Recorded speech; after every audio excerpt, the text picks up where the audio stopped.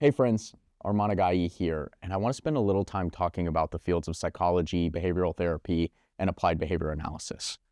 Frankly, I find these things to be incredibly interesting, and when we're looking at various fields, it's important to look at the history of how the field came to be. Why is ABA what it is today? What happened to help inform our understanding of behavioral therapy and psychology? In order to do that, there is somebody who's well known and probably one of the most important figures in the foundation of behavioral therapy, and that's B.F. Skinner, a prominent American psychologist best known for developing the theory of operant conditioning. Now, operant conditioning is one of those overly complex two words that sounds like 50, but the reality is that it's a very simple concept that we all deploy in our daily lives consistently. Operant conditioning is the concept of risk-reward. When a behavior is being demonstrated, how do we reward that behavior either with positive reinforcement or negative reinforcement? Positive reinforcement involves introducing a rewarding stimulus after a behavior, increasing the likelihood that that behavior is going to be repeated over time. Negative reinforcement involves taking away a rewarding stimulus or introducing consequence after a behavior, increasing the likelihood that it will not be repeated over time. Again, this is a simple concept that we all seem to use throughout our daily lives. When I talk about this, most people are like, duh, Armand, why is this work so prolific? Well, the reality is B.F. Skinner was one of the first individuals to both pioneer this work, study it, and produce repeatable results in an experimental context. The two pigeons are at either end of a small ping pong table. One pigeon pecks the ball as it comes toward him and knocks it toward the other pigeon. From this work, we've learned many things. First and foremost, let's talk about negative consequences. Negative consequences, especially for the ABA industry, were the primary means to achieve behaviors, and it left a very bad stigma on the fields of behavioral therapy and ABA over the course of our history.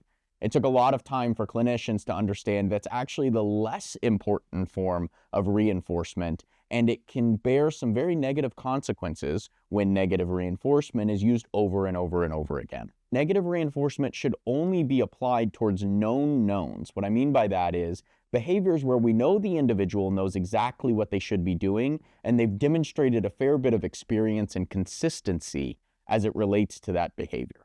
Negative consequences are only effective when we know that the individual knows what they should be or shouldn't be doing. That's a known known.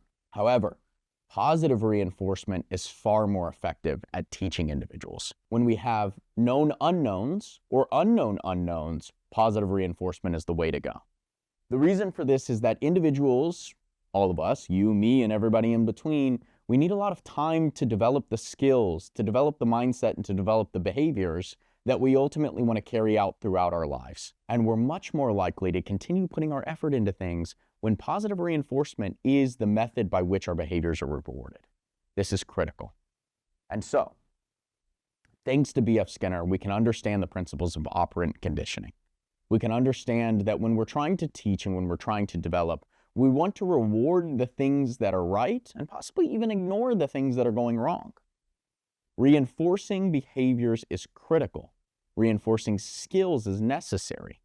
These things will allow us to help develop both our children, ourselves, our peers, even our dogs, as we try to achieve the outcomes that we want. Negative reinforcement, while it should be used sparingly, is still an incredibly important tool. And it's an important tool to remind people that there are consequences when actions don't align with what the expectation is, but only in a situation where those actions and those behaviors that are being demonstrated are already known by the individual who is demonstrating them.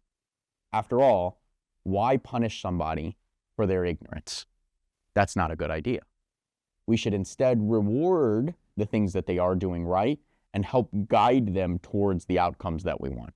I know people who use this in the context of their leadership engagements, in the context of managing their managers, in the context of their children, their peers, their adults, and even their pets.